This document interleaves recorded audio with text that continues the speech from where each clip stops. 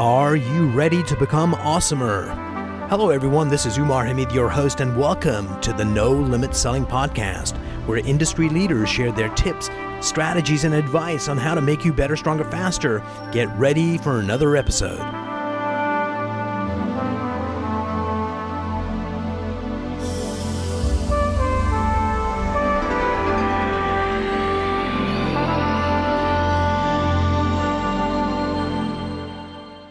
Today I'm privileged to have Florio here joining me today. He's one of the big enchiladas in HR at SECU. Welcome to the program. Thank you, Mar. Glad to be here. The reason I'm excited to have this conversation with you is, we have leaders that are visionary that know where they want to take the organization. We have people in management wanting to make this happen. We've got people on the front lines, doing their best. But oftentimes everything gets disaligned because there's people involved, and the people that make everybody align is HR. And so this is going to be an exciting conversation. Well, thank you. I'm glad to hear you have the level of confidence in the HR practitioners to help bring it all together. And what's kind of interesting is when I talk to organizations, the perception they have of HR, I'm not sure you've heard anything like this before, but sometimes people say they're the people that say no. Yes, we hear that all too often. And they work for the man. Yes. You're here for management. And the reality is quite different. What's the reality for you? Yeah, the reality is, it's not about picking sides. It's really about making sure that we are serving as consultants to help the organization be as successful as it can be to deliver on its social purpose through its people, right? And often what happens is the dynamics of human behavior, convolute the ability to do that effectively, right? Where often then it does, perceptions are created, and it seems as if, HR is on the side of this person versus that person. And it's not at all about that. It's really about trying to be objective, to ask, kind of deep dive questions to really better uncover what the root issue, what the root issues may be, right? And then serving as a consultant to help folks work through them. HR, just like sales, leadership, any aspect out there of groups of people, have A players, people that walk on water, do amazing things. Uh-huh. They may not be like in charge of the department, but you know who those people are. Then you've got the B players that do a good job. We're glad that they're there, but sometimes they don't reach their potential. Then you've got the C players that are just, I got a paycheck, I'm just doing. Could you give me your definition of an A player in HR? What are the attributes and mindsets that an ideal person should have? Yeah, an A player is somebody who honestly, they're jumping out of the bed doing that rock star formation, like, gosh, I'm so psyched, ready to get to work and continue to make a difference well before the alarm goes off. All right. The C player is somebody who I often refer to as the time to make the donuts guy, the 1980s Dunkin' Donuts, mascot, I guess, or whatever you want to call him, where he's the guy that's kind of, dragging and going, gosh, time to make the donuts, where it didn't really seem like he wanted to do it. Right. So when I think about the role that we play in helping create an environment to, to have those A players thrive, right, that's the challenge, right? And a big part of it is the balance between, when you look at career planning and succession planning, I often refer to it as a three-legged stool, where you have the employee that's driving his or her path, aspirational path. The manager is, navigating, helping navigate through those choppy waters. And then you have the organization, which is the third leg of the stool, to provide the opportunity. And as I'm working with, all three of those players, in big part, we're first working with the organization to identify role clarity. What are those roles? So let me stop you right there. I've worked with a lot of organizations. You can't find an organization where they don't have that issue, where either people don't fully understand their role, and sometimes they do, but most people don't know what other people do. And they have an idea of it, and part of it is they're lazy, not doing enough. And so, role clarification is huge. It's role clarification, and the way that we define that is really, asking folks, describe a day in the life, all right? Because to your point, often the farther removed somebody is from that role, they may think it's this when it's really something very different.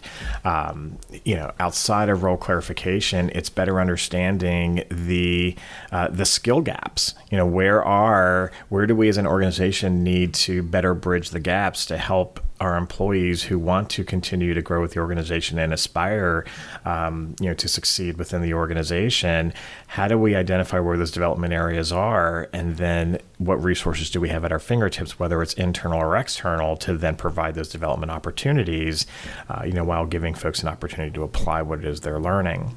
So that's kind of that middle ground. And then the last piece is at the individual level, it's best understanding the motivations of what's driving people. What is it that is, making them wake up in the morning saying, gosh, I can't wait to get to work. And what we're finding is that, particularly with the millennial generation and once the Gen Z starts to enter the workforce, it is that sense of social purpose. It's like, what is my purpose in life when I go to my job? And it's not always about money. In some cases it may be, so for those scenarios where it is more purpose driven and values based driven, that's where our organizational culture kicks into high gear. So how does the environment that we create through our organizational culture play to the motivations of our employees? So how would you define culture? Like, what is culture in an organization? Culture is, it's very much this inner feeling of what companies stand for, of what it's like to work within an organization, of what an organization stands for, and it very much aligns with an organization's brand, which is very much what people are saying about you when you're not in the room. So give me an example of one of your employees living up or fulfilling an aspect of your culture. When you heard that story, it was like, wow, this is who we are. Do you have one of those stories? I do. Actually, recently I was speaking with a relatively new team member. He has been with us for about 4 months, and I was asking him to share with me his onboarding experience thus far. We built out this very robust 12-month onboarding program, and as much as I believe that it is a very powerful, successful program, I wanted to hear directly from him on his experience. And as I was talking with him, he shared with me his level of excitement when he joined the organization, just this feeling he got when he was going through the interview process. And what he said to me is, Harry, I feel like I found my purpose. And it cut me, right? Not in a bad way, but I was like, wow. I was like, kind of like, finally, nice. It's like, I feel like we've. And what was his purpose? Got it right. His purpose is really the level of engagement and impact he has on our members and their personal lives. So he's a helper, right? Absolutely. So yeah, that's brilliant. So that must have made you proud. It does, and we often hear that. We have we're a credit union, and we've had a lot of employees who have joined our team from commercial banks, and we often hear the big difference between the sales culture at commercial banks and how different it is here at SECU. And it's very much more values based, and it's not about the product as it is the impression we are leaving, that emotional sentiment that we are leaving with the member through our actions. So now you're talking kind of my language, because I think ultimately at the end of the day, it's about how we feel and how we make our constituents, whether they're employees, managers, or customers, because words don't go far, but feelings are, really, really core to who we are as human beings. Yes, they are. They are. And when I think about the role that HR practitioners play in helping organizations tap into that, and this notion of experience, it's kind of a little bit of a buzzword right now. Right. And when I think about it, it's how do we as HR practitioners bring alignment between the experience of candidates and then the journey they have to employees, right, and then the journey that our employees have in many cases to members, or even if, our members that aren't employees, right? How do we bring alignment and continuity to the experience that those three groupings have, right? So. And that's huge. I'm going to go to a weird example. It's, parents and the kids. The kids find out pretty soon that, wait a minute, what dad's saying and what dad's doing are two different things. Right. So, and it's true through, in our work life too. It's like, how do we get that alignment where people are walking their talk? And when they're not walking their talk, it's a coachable moment. And when they are walking their talk, oftentimes we need to capture that. Yeah. Because it's the story of that allows people to inform people what our culture is. Because just words on a wall, like we're going to look after our customers, is like, okay, what does that mean? well, let me tell you, last week at the Pasadena office, this employee had this situation, and this is what they did, and this exemplifies who we are. And then people go, oh my God, that makes perfect sense. I know what that means now. Yeah, and in big part, it's you're right. I mean, core values, a culture, a vision statement, whatever it is, there are words that define it. If we were to ask all of our employees, what are our core values, and they'll recite what they are. If I were to then ask them, well, what does that mean to you? All right, I'm going to get a variety of different answers. And when I think about, those coachable moments, and it's really, the impact of coachable moments, at those moments of truth for our employees, often the greatest impact we will have as coaches is being that courageous coach, right? There is such a thing as accountability, and you want to hold people accountable, but how can you do it in a way, through being a courageous coach where you're leaving the dignity and respect of the person intact, all right? A lot of people don't know what they don't know, and there's a way that we can be blunt and direct in providing those coachable opportunities, while not, kind of disengaging the person. So how do we get our employees to understand the intent? Because if the intent is perceived that you're here to discipline me or diminish me, they take it in a certain way. But if we have the intent is to make this a coachable moment, so you're a valuable employee. So how do you help set that stage for intent? It's a great question. I think there are two things that we can do. One is it's the emotional connection that we build with our team members. Brilliant. Right? And I think about, my team, right? And the connection that I have with each one of them. It's very different, right? Yet I try to get to know them as a person, as a human being, and then how do those qualities, traits, what's most important to them, what motivates them, how does that then overlay, onto the role that they have here in the organization, right? So that's one thing, that emotional connection piece. Secondly is once that's built and it's sustained and, through ongoing regular interactions, employees will understand that, and they'll play off of that emotional connection. But then I think what's equally important is during those coachable opportunities, it's helping folks really understand the why. All right, and I think by tapping into the emotional connection you have with the person, helping them understand the why behind the message, that will really hopefully squash any perception of malintent. Brilliant. In my world, or my worldview, because right now there's a lot of like Simon Sinek, you have to have your why.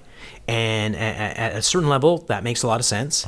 And at another level, it sounds kind of like bullshit. But if you look at it from this lens, that every single human being has a purpose in life, and we talked about that earlier, if that's their why, the employee example you gave, I'm sure if I spoke to this person, adding value, helping people would be a huge thing for them. And if we gave them a job that allowed them to do that on a regular basis, every day would be a joyous, amazing day, and that would be the thing that gets them to wake up early. You described A players that way. There's an ad on TV right now for one of the hotels. Like if you're a cool traveler, you go to this hotel, and the image they use is this woman is shutting off her alarm, but she's already done her workout. She's in workout clothes, and she's finished her workout, and she's hitting the alarm to stop it. So that's like, hey, I got up before the alarm. I did my workout. I'm ready for the day. And so I think if we can help our people find their purpose, it gives them their personal why. If we find the purpose for the organization, it gives us the corporate why. And then we can help people align their personal whys with the corporate why. We do something pretty amazing. Yeah, and I think I would agree with you. And I think that to help facilitate that process quicker, around the why, it's one thing for me to articulate the why. It's another thing for me to walk away from that interaction with the employee that I just articulated the why to have them share what they heard and to frame it in their words, right?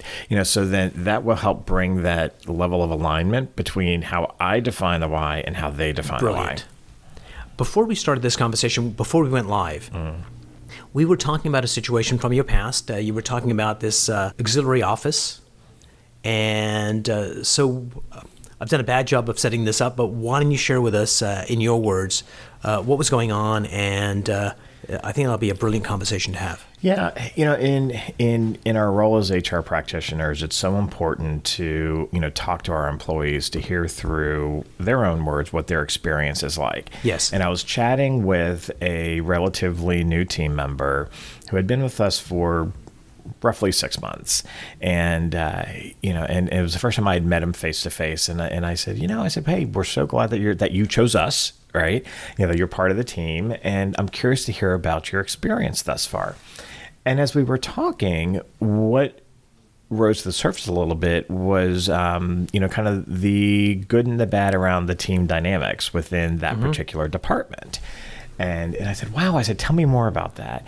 And as we were talking through it, it was interesting because, over time there had been some chatter, about what that team dynamic may be like. To hear it through the lens of a relatively new team member, although there were similarities to some of the chatter I had heard, the context was slightly different. Right. And I think that's really important because, again, as HR practitioners, we want to try to be as objective as possible to gather as many objective data points as we can to then provide that level of consultative guidance.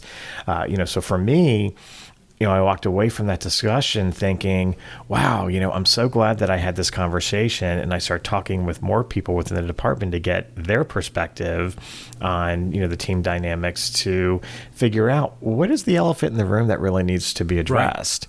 Right. And then that's what we tackle, and that's what we can help them work through so they can then fix the dynamic of. Did you discover what the elephant was?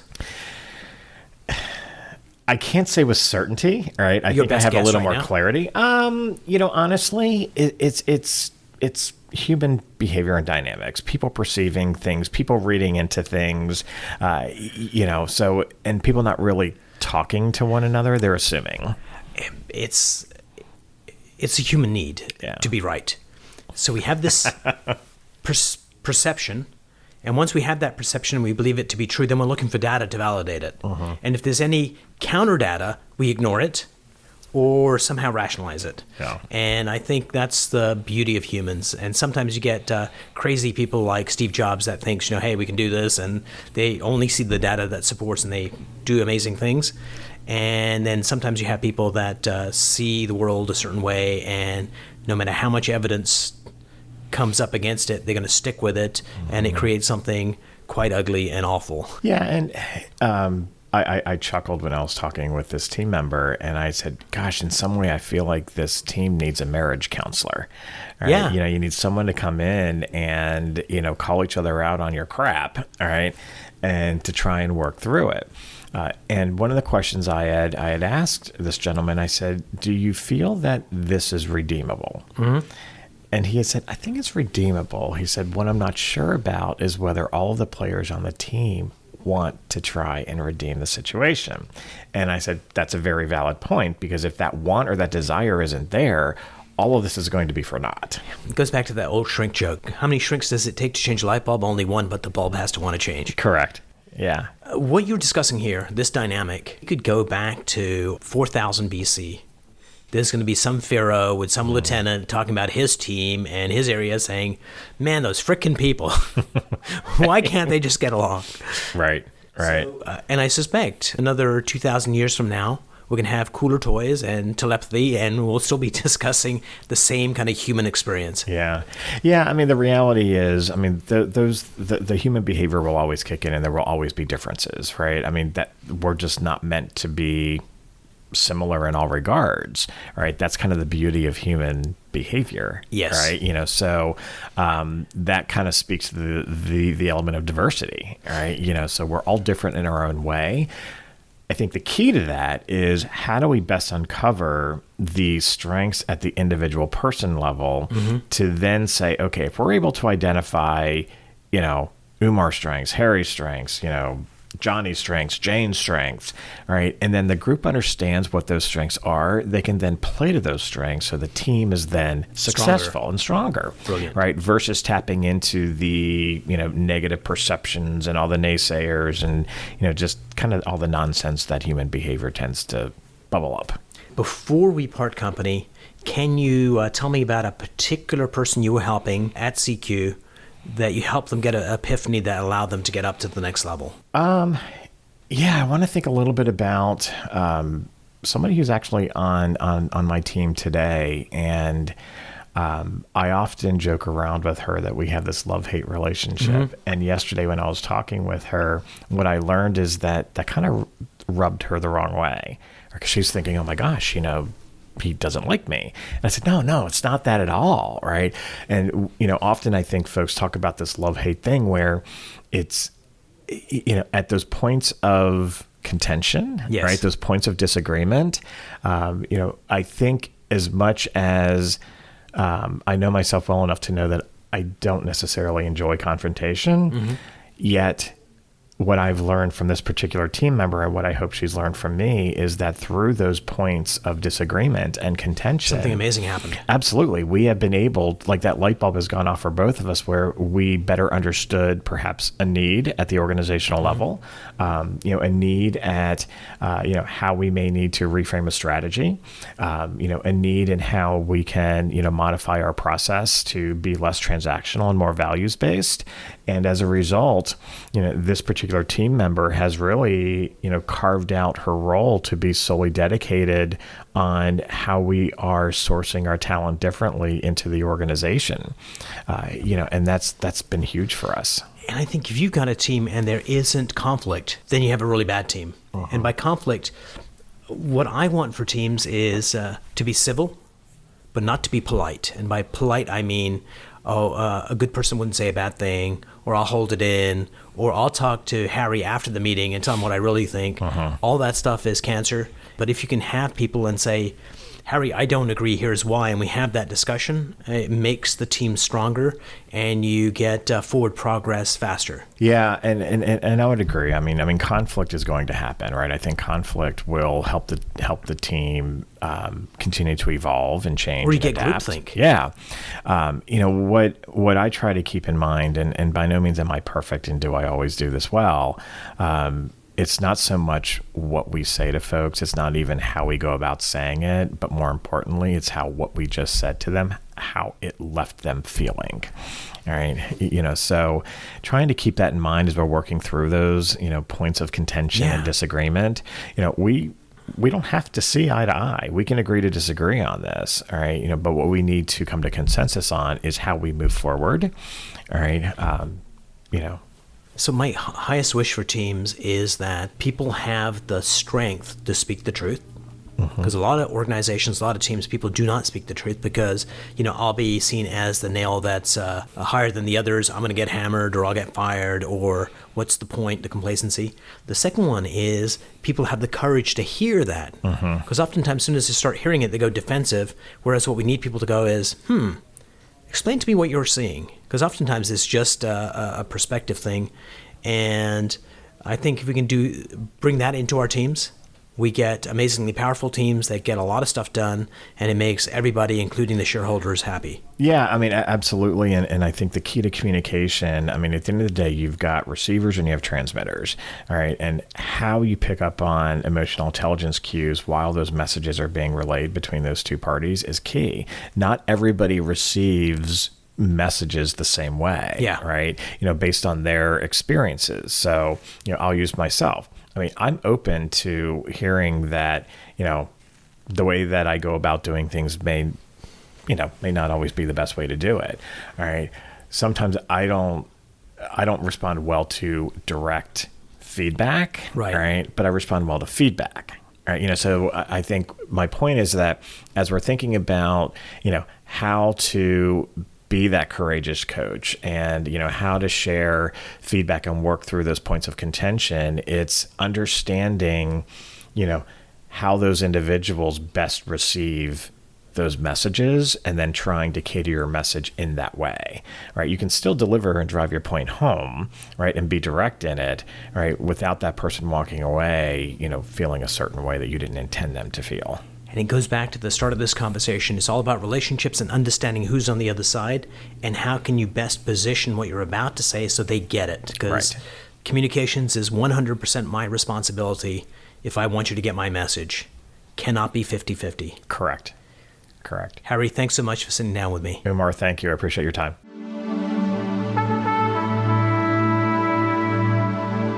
If you enjoyed this episode, please go to iTunes and leave a 5-star rating. And if you're looking for more tools, go to my website at nolimitselling.com. I've got a free mind training course there that's going to teach you some insights from the world of neuro-linguistic programming, and that is the fastest way to get better results.